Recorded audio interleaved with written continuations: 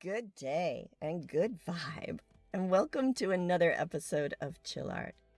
Chill Art is a public service program of the Leesburg Center for the Arts. The program's goal is to help people shift focus to the positive.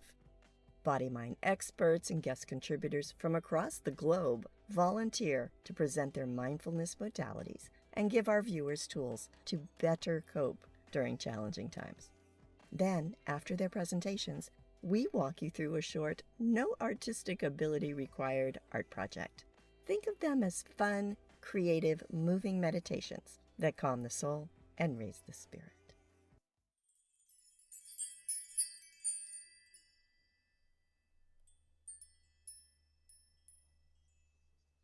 Hello, everyone, and welcome to another episode of Chill Art. I am here with Mary TROWBRIDGE. Hello. Hello. She's an artist, and she helps us out at the Leesburg Center for the Arts. And just a tiny little history, and then I'm going to let her do all the talking, is she does acrylic flows, and she does these amazing dot paintings.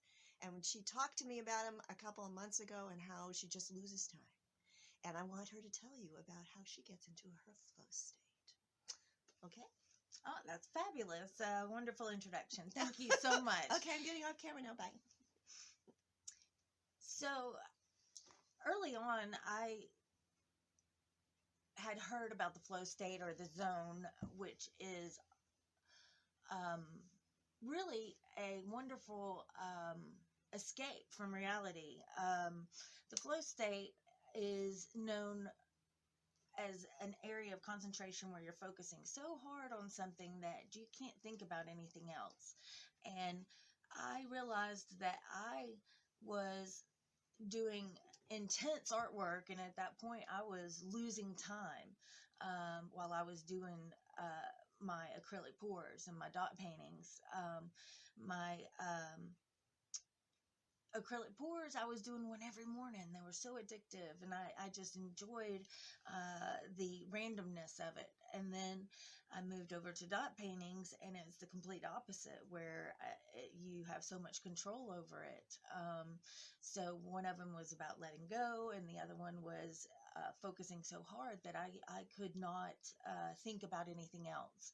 It was tremendous in reducing anxiety and also depression, because we tend to ruminate when we are depressed, and when you are concentrating so hard and focused on a work of art that you can't think about anything else. And I really find that was the most beautiful thing about me doing my art.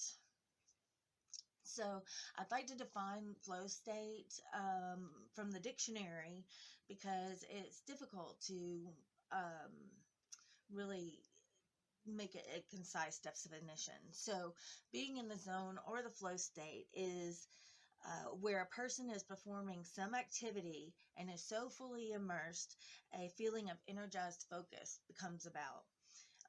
Full involvement and enjoyment in the process of the activity. So researchers have found that the flow state helps humans in every aspect of human existence. And they're even postulating that this could add to even a sense of better well-being. So I would like to show you a couple examples of my art and tell you a few stories about how I found my flow state. So when I first started, I started on vinyl records with doing acrylic pours. And it took a while to find the right medium, and that's all about, testing and trying that stuff out. But I believe this is one of the first ones that I ever did. It is all metallic. So, and we also have some of these. They're also incredibly different that you can work with. Oh, Mary, that's beautiful. All different colors. Thank you. I was hoping a Miami fan would go for this one. So I'm just going to show you a few more. You get these beautiful rings, and you also get, when you're doing it, this is actually the preferred final result. You can see how you get these spaces where there's multiple colors showing through, and there's a whole scientific portion about how that happens, but like this little area where you have different colors showing through, and every one of them turns out different. You think that that's what it turned out to be, and it's actually something very different, and you get different textures. So finding the right medium and using silicone and heat are the major portions of doing the acrylic pours. Here's some of the albums. I'm not going to go through too many, but some of them are very colorful and beautiful. And again, I did one of these every morning. I enjoyed it so much. It was just so cool. Some of these really look like planets. And whatever you find interesting in them. You can kind of see up in here where you're getting some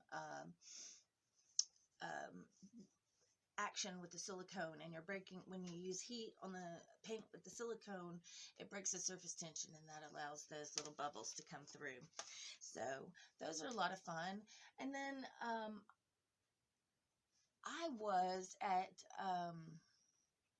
as you know, I am at the CFA as a part-time assistant, and they have a member show every year, and the member show happened to be blue, and I had all this acrylic pour paint, and so I decided, I was looking up Aboriginal art and came across dot painting that was spectacular. I was very attracted to it, and so I tried to mimic that one, and it turns out that I started doing random patterns, and then after the random patterns I started doing circles and squares, but I found my flow state because I have to concentrate so hard on doing some of these paintings that I am incapable of thinking about anything else. And I gave a lot of these away for Christmas. I wish I had some of the big ones to show you, but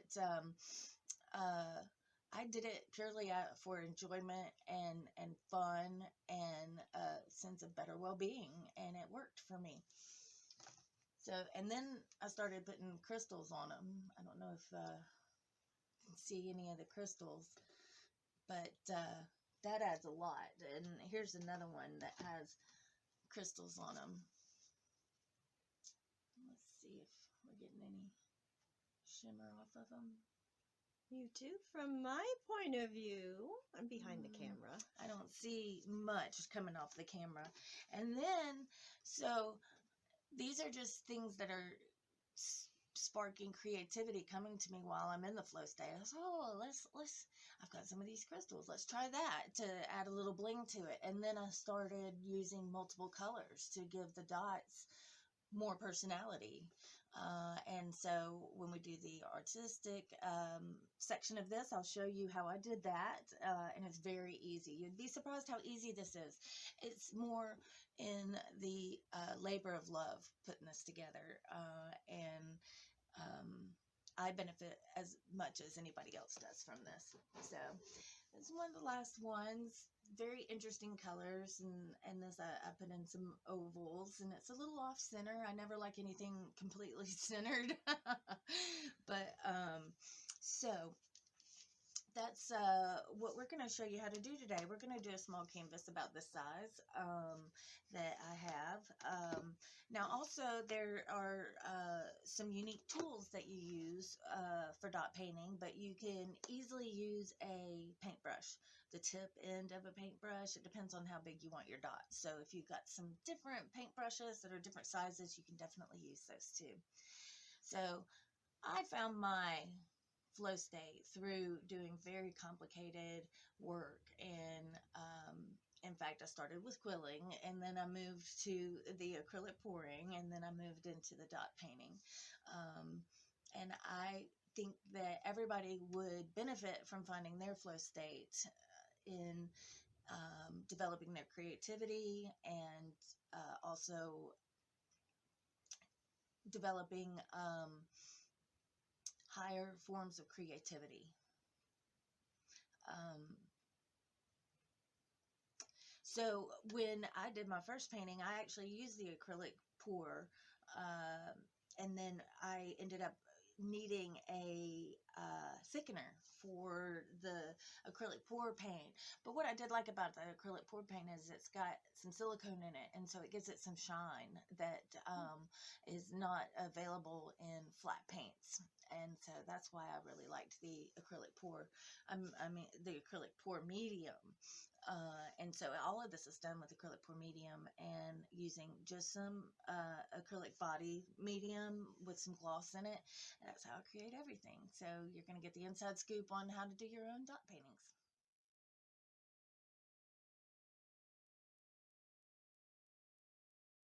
Welcome back. Thank you for sticking around for the art example. No artistic ability required, but some focus and concentration is, right? We're going to do a little canvas today. When you get your canvases, they typically have the plastic on them. So you take your plastic off, and what I typically do is I do a base coat. Like this one's white, but I'll do a base coat with whatever paints that I'm using. That way, if you need to go back later and do any corrections, you have that base paint, so it will perfectly match and you can make any corrections. But after you do it for a little while, that doesn't become much of an issue. All right, so then now I have one that we're going to work on today, and you can see that I already used the circle stencil and drew some circles on there. So we're going to do a circular one today. I'm going to go through some of the tools that we have. A pencil, which will use your circle template to draw little circles on here. I use this as a mixer. So then we have our large metal tipped beads, and then these are our tiny tools. So each one of these has a different side to them, so you really have almost 10 sizes of circles here. Now I also brought these paint brushes just to show you how you could use but really with these it looks like you're only going to get 2 different sizes. So when you're just starting out, the end of a paintbrush is fine, but I really prefer the metal tipped balls. All right, so like I said before, I always start with the acrylic pour medium. So the one that I found that I really enjoy is it's Gencraft, and it's relatively inexpensive. I think it's probably about $25 for a box of 24 or 12. And they come in a whole bunch of different colors. They have boxes of fluorescents and metallics and etc. So we're going to use those. And then the most important thing that I use is this gloss medium. So it just says acrylic medium, and this is a gloss gel. So I'll show you what that looks like on the inside. It's opaque, but it comes out clear, so there's no issues there. I've almost used this whole jar. It's been good to me. It goes a long way, so that's very good to have. I can cut this part out and conform to that camera Okay. because I didn't see the gel medium. Oh, sorry. So here's the gel medium, and it's kind of opaque, but it comes out clear, so that's not a problem. All right, so the first thing that we're going to do, get rid of this, is we're going to mix some colors up. So honestly, any colors that you want to use, you either want to use complementary or contrasting, because that gives you the best results. So I think I'm going to do some red today. We're going to do some red. And so I'm going to pour out about a quarter size there. And then let's see, we'll do some ochre. And I'm going to lighten it up a little bit. So we have 2 different shades. And then The darker colors don't show up on black very well, so you want to remember that. Um, so this is what I use, and I just come in and I'm gonna pick a little glub up and dip it in there, and then all you're gonna do is give it a good little mix until it's blended.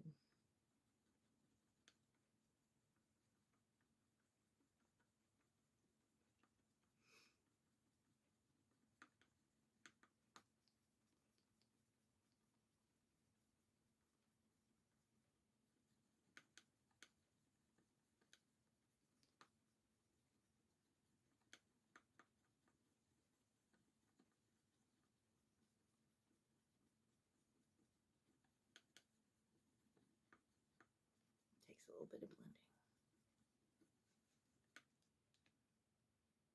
All right, and probably one of the most important things in this process is your damp paper towel.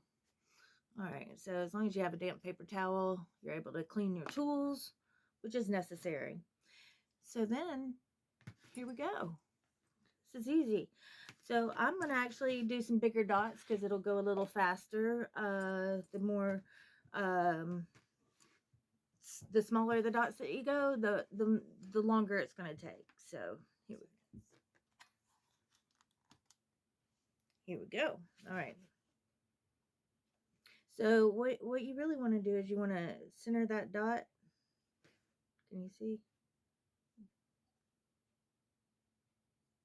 Right on the line, and you want to get it as close as possible to the next dot.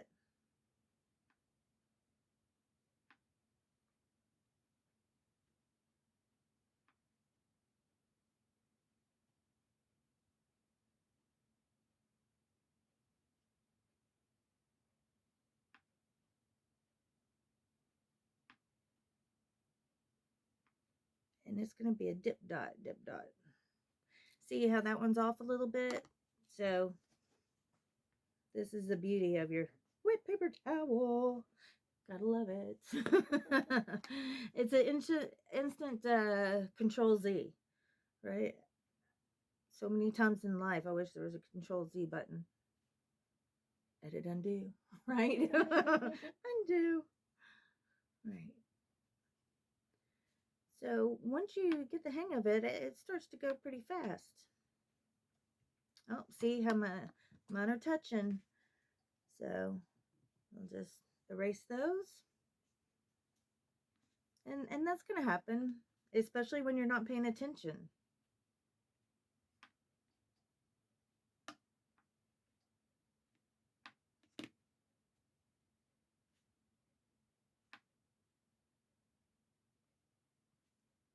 All right, that's good enough for our example. So then I'm going to do all of these.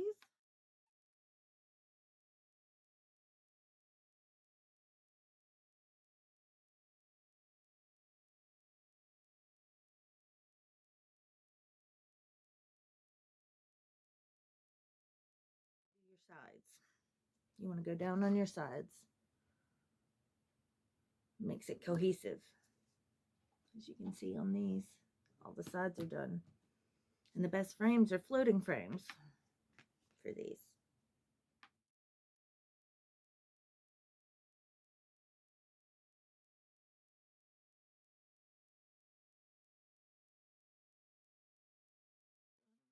Too much paint on my tool. We just wipe that off and that takes us right back to 0. Now we can get our perfect spots. Dots.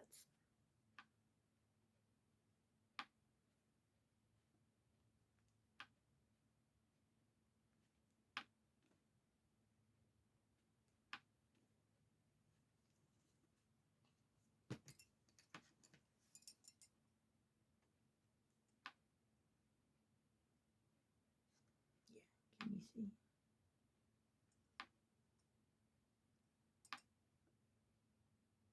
Now using your stencil to go around the sides is critical in making sure that the circle looks symmetrical. Getting a little too close.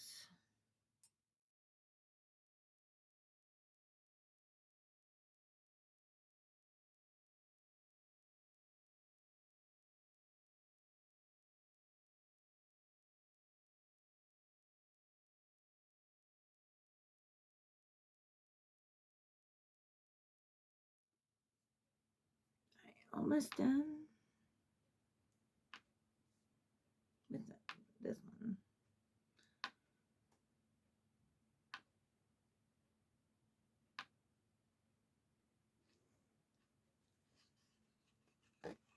So you got to be careful not to touch your wet dots. That's definitely something that happens. And I can't tell you how many times I've dropped my canvas. And then you have a nice dot paint pattern on your floor. All right, there we go. There's our first round. We got our edges.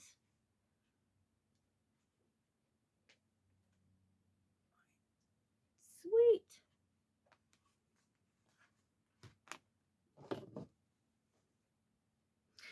So typically what I like to do is have multiple canvases going on at the same time. That way this can dry while I work on another canvas, because this takes probably about 15 minutes to dry. So now we're going to do red, ochre, and white. Right, so I think I'm going to come in here on these, and you're going to use the bigger, larger ones. So I actually like to take this and just give it a good little, but not much, just so I can pick up some different colors in there.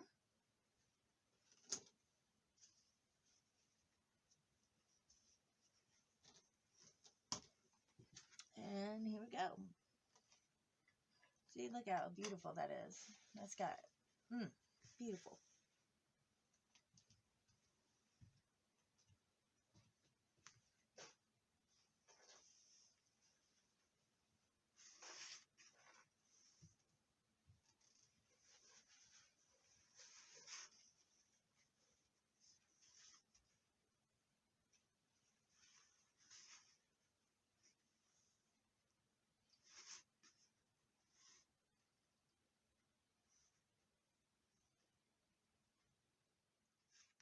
So now we got those beautiful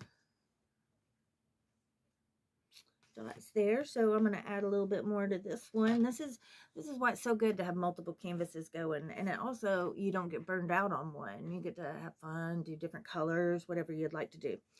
All right, so let's see. I guess because we have the copper here, let's do some copper. So here I'm just again taking, it's a guesstimate, but you really don't want to go over 25% of your paint. And also it gets too thick. You need some of that viscosity. There we go. And I just bang the extra back in the jar.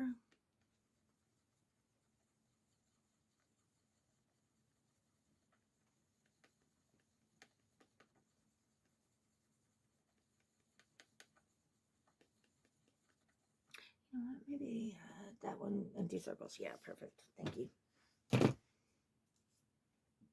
Great, we already have gold here. We're going to add some more copper. And I lovingly refer to these as rounds. And so I did a round here, and now I'm going to go to this one and do a round. And that just means that I'm using one color and doing the entire canvas. And then I move to a different piece and do the same thing. That way you get to continue going without having any dry time, which is lovely because I like to keep going. So I actually really liked that. We're going to use the big ball and get some good color on there and center these.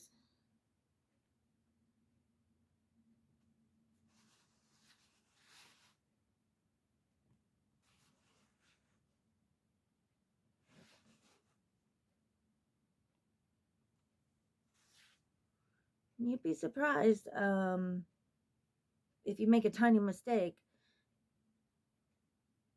the rest of the dots will definitely take away from that.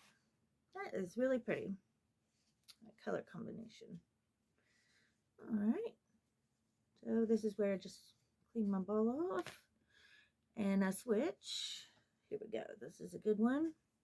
So when you are working with big dots going to smaller dots, you kind of want to go in between these dots. So let's do some copper.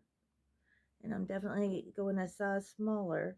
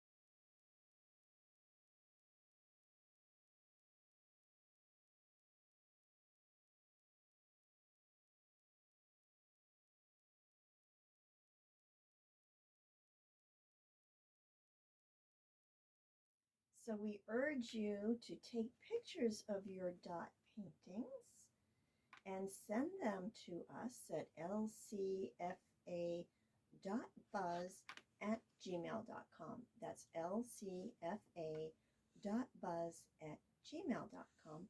And we'll post them under episode 32. And you can see them on leesburgarts.com/chillart. That's our webpage for this program. leesburgarts.com/chillart.